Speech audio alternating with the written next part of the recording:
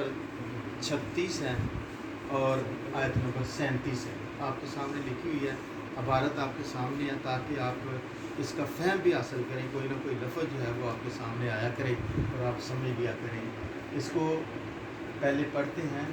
فما اوتیتم من شیء، فما اوتیتم من شیء، کہ آپ کو جو بھی چیز دی گئی ہے، آپ کو جو کچھ بھی عطا کیا گیا ہے، اے انسان تجھ کو جو کچھ بھی عطا کیا گیا ہے، فمتاع الحیات الدنیا، وہ صرف اور صرف دنیا کا سامان ہے. وہ صرف اور صرف دنیا کا سامان ہے.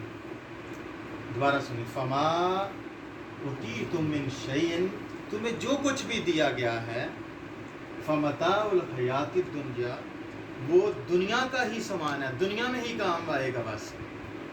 وما عند اللہ، اور جو کچھ اللہ کے پاس ہے، خیر، وہ بہت بہتر ہے، وہ بہت اعلیٰ ہے. وابقا، اور وہ جو کچھ اللہ کے پاس آپ کے لیے اجر ہے، وابقا، وہ اس کو بقا ہے، یعنی کہ وہ باقی رہنے والا ہے، وہ ہمیشہ ہمیشہ رہنے والا ہے. وہ ابدی نعمتیں ہوں گی. جو کچھ اللہ کے پاس ہے وہ بہتر ہے اور وہ ہمیشہ رہنے والا ہے. وہ کن لوگوں کے لیے؟ فرمایا للذین آمنوا، ان لوگوں کے لیے جو ایمان لائے، وعلی ربہم یتوکلون، اور وہ اپنے رب پر توکل کرتے ہیں. یہ ان لوگوں کے لیے ہے.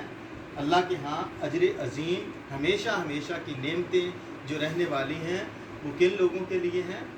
وہ ایمان والوں کے لیے ہیں اور ان لوگوں کے لیے جو اللہ تعالیٰ پر توکل کرتے ہیں. اس آیت سے پہلے اللہ تعالیٰ نے، میری طرف بھی توجہ کر لی، اللہ تعالیٰ نے اپنی توحید کے، اپنی قدرت کے دلائل پیش کیے تھے کہ کیسے اللہ تعالیٰ انسان کے لیے بارش برساتا ہے، زمین و آسمان کی تخلیق کیسے کی. پھر پچھلی محفل میں درس قرآن آیت نمبر 35 کا جو ہوا تھا، اس میں یہ ذکر کیا گیا تھا کہ اللہ تعالیٰ نے کس طرح اپنی قدرت کے کرشمے دکھائے اور کس طرح بغیر کسی سکون کے، بغیر کسی سہارے کے، سمندر کی سطح پر پہاڑوں جیسے جہاز جو ہیں وہ چلتے ہیں اور ہوائیں طوفان بھی آتے ہیں لیکن ان کو کوئی نقصان نہیں پہنچا سکتا. یہ اللہ کی قدرت ہے. اب ایک قدرت کے دلائل پیش کرنے کے بعد اللہ تعالیٰ نے اس آیت میں جو دنیا کا مال و اسباب ہے اس کے بے وقت ہونے کو ظاہر کیا ہے. یہ دنیا کے ساز و سامان کی، دنیا کے مال و اسباب کی کوئی وقت نہیں ہے کہ انسان کے پاس جو مال ہوتے ہیں، جو اسباب ہوتے ہیں، جو اولاد ہے، وہ سب جو ہے وہ وقتی چیزیں ہیں. جتنی نعمتیں ہیں انسان کے پاس اولاد کی صورت میں، مال کی صورت میں، اسباب کی صورت میں، وہ کیا ہے؟ وہ وقتی چیزیں ہیں. اور یہ دنیا کا مال، دنیا کی کوٹھیاں، دنیا کے بنگلے، دنیا کی فیکٹریاں، دنیا کے کاروبار، دنیا کی ملیں، جو کچھ بھی ہے انسان کے پاس، یہ کیا ہے؟ یہ سب عارضی ہے. یہ سب عارضی ہے.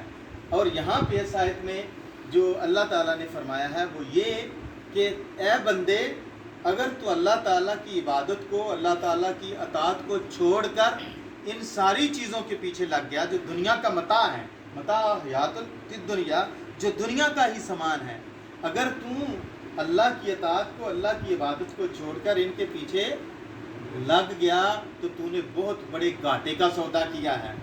اور اگر تو ان ساری چیزوں سے منہ موڑ کر، دنیا کی چیزیں جو کچھ انسان ساری رات سارا دن تگ و دو کرتا ہے دنیا کے مال کے لیے، بیرون ملک جاتا ہے دنیا کے مال کے لیے، ڈالر کماتا ہے دنیا کے مال کے لیے، سب کچھ کرتا ہے دنیا کے لیے، آخرت کی فکر کے لیے کوئی نہیں کچھ کرتا. اگر تو نے ان ساری چیزوں سے منہ موڑ کر اللہ کی اطاعت اور عبادت کی طرف اپنے آپ کو لگا لیا تو پھر کیا ہے؟ وما عند اللہ خیر، تو پھر تیرے لیے اللہ کے پاس ایسا اجر ہوگا جو بہت بہتر ہوگا، وبقا، اور وہ ہمیشہ ہمیشہ رہنے والا ہوگا.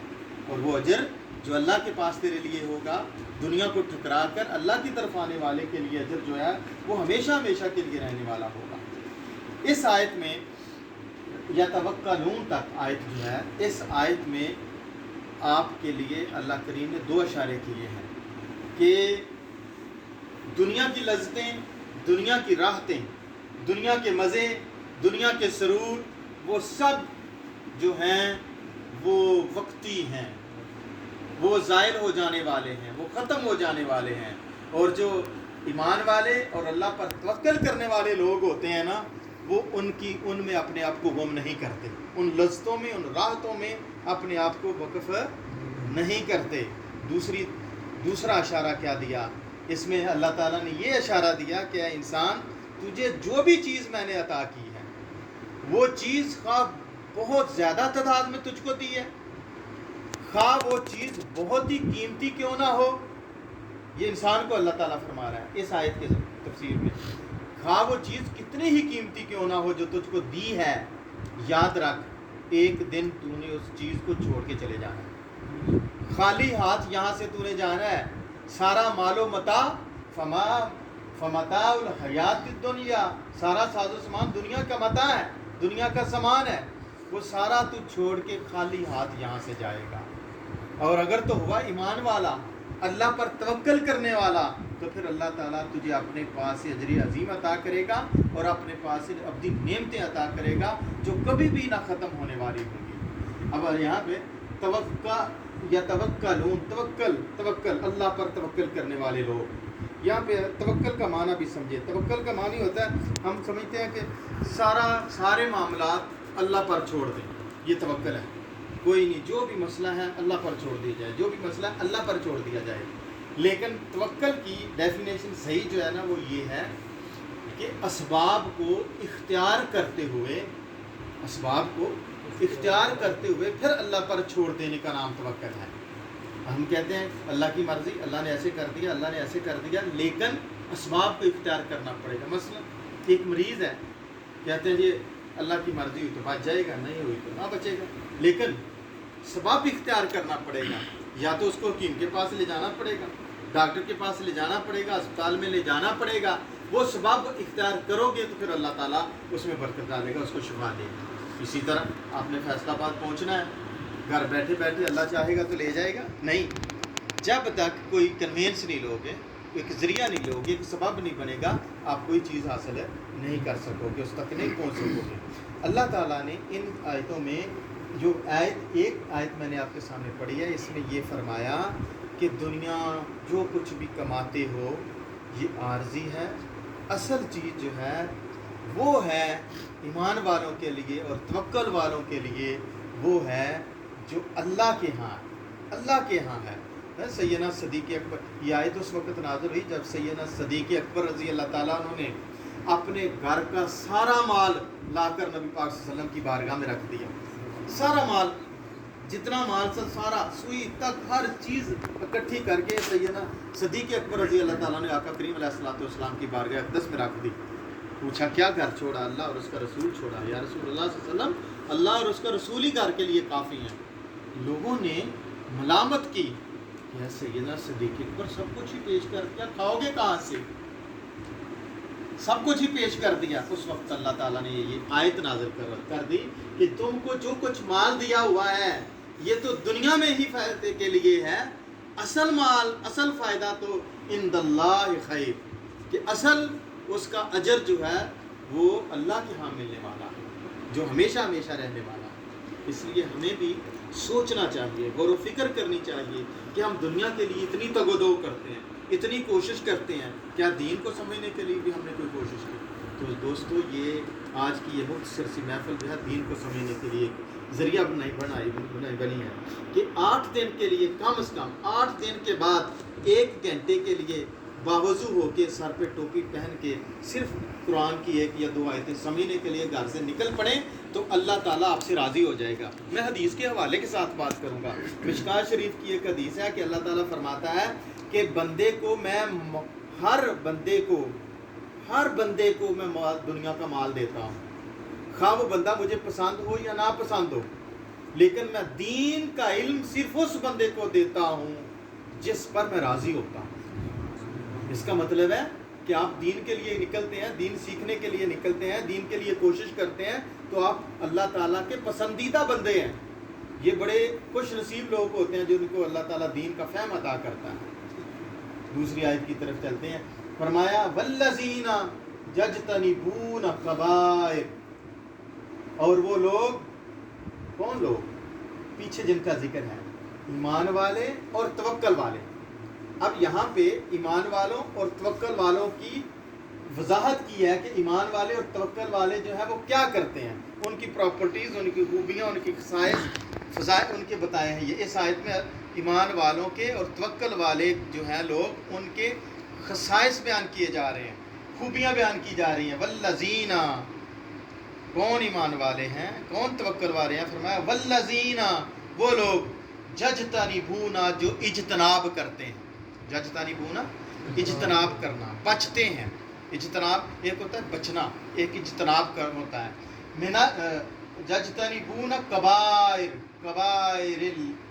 कबाइरल इस्म, कबाइर कबीरा गुनाह को कहते हैं। इसम गुनाह, इसम गुनाह, कबीरा गुनाहों से जो इज्तनाब करते हैं। पहले इज्तनाब सुने क्या होता है। इज्तनाब होता है, देखो ना, बंदे के पास इज्तनाब क्या होता है, बंदे के पास मौका है, बंदे के पास कुव्वत है, बंदे के पास सब कुछ है और उसके पास असबाब मौजूद हैं, असबाब मौजूद हैं कोई काम करने के, कोई गलत काम करने के या कोई भी काम करने के उसके पास असबाब मौजूद हैं। वो उस पर इख्तियार भी रखता है, उसके पास मौका भी है, लेकिन वो सब कुछ असबाब रखने के बावजूद फिर वो अपने इरादे से और अपनी मर्जी से उस काम से बच जाता है, उस काम से, हालांकि कर भी लेता तो कोई पूछने वाला नहीं था दुनिया में से, उसको मौका था उसके पास, लेकिन वो उससे क्या है, बच जाता है अपने इरादे से और अपनी मर्जी से, उस बुराई से, उस गुनाह से, उस काम से बच जाता है, तो वो इज्तनाब में आता है। तो क्या है, वो इज्तनाब में आता है। फरमाया मोमन वो लोग हैं जो कबायर से, गुनाह कबीरा से इज्तनाब करते हैं। एक खूबी ये हुई। दूसरी वल फवाहिश, वल फवाहिशा, और वो फवाहिश से बचते हैं। पहले कबायर से, कबायर को थोड़ा सा खोल लें। कबायर गुनाह कबीरा को कहते हैं। कबीरा गुनाह वो होता है जिसको शरई तौर पर कभी समझते हुए, बुरा समझते हुए हराम करार दिया गया हो, शरई तौर पर जिसको हराम करार दिया गया हो, एक चीज़ ये है। या जिसको शरीयत ने जिसके लिए कोई हद लगाई हो, या शरीयत ने उसके लिए धमकी दी हो कि तू अगर ये काम करेगा तो तेरे हाथ, चोरी करेगा तो हाथ काट दिए जाएंगे, ज़ना करेगा तो तुझे फना कर दिया जाएगा, संसार कर दिया जाएगा। यानी जिस काम की शरीयत ने हद लगाई हो और उसकी सज़ा मुकर्रर की हो एक धमकी के तौर पर, उस काम को गुनाह कबीरा कहते हैं, उस गुनाह को गुनाह कबीरा कहते हैं। वो कबीरा गुनाह होता है जिसको शरीयत ने मना किया।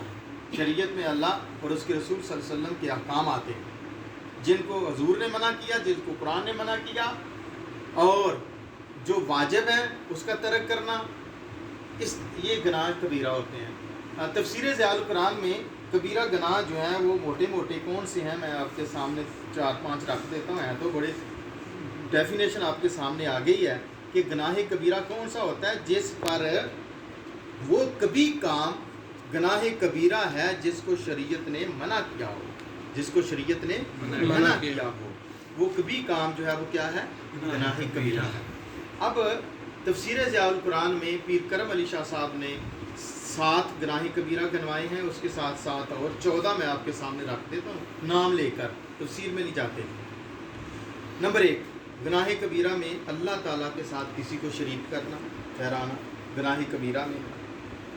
कत्ले बेगनाह करना, बेगनाह का कत्ल करना, ये बेगनाह की कंडीशन है यहाँ पे लगी कि कत्ले बेगनाह करना, बेगनाह को कत्ल कर दिया, ये गुनाह कबीरा है। पाकबाज औरत पर बुहतान लगाना, पाकबाज औरत पर बुहतान लगाना, ये गुनाह कबीरा है। यतीम का माल खाना, ये गुनाह कबीरा है। जिना करना, मैदान जिहाद से दुश्मन को पीठ दिखा के फरार हो जाना, गुनाह कबीरा में आता है। سب سے معاشرے میں جس سے بچنا ہے گناہ کبیرہ ہے کون سا؟ والدین کی نافرمانی کرنا.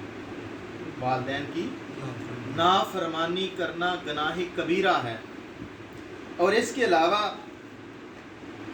اور احادیث سے جو ثابت ہے گناہ کبیرہ، ان میں سے چند ایک یہ بھی ہیں: سود کھانا بھی گناہ کبیرہ، جادو کرنا بھی گناہ کبیرہ ہے، جھوٹی قسم کھانا اور گواہی کو چھپانا یہ بھی گناہ کبیرہ ہے، اللہ تعالیٰ کی رحمت سے مایوس ہو جانا یہ بھی گناہ کبیرہ ہے، خیانت کرنا، شراب پینا یہ بھی گناہ کبیرہ ہے، اور رشتہ داریوں میں سے دوستوں کے ساتھ کٹ آف ہو جانا، دوستوں کے ساتھ تعلق ختم کر لینا، رشتہ داروں کے ساتھ تعلق ختم کر لینا.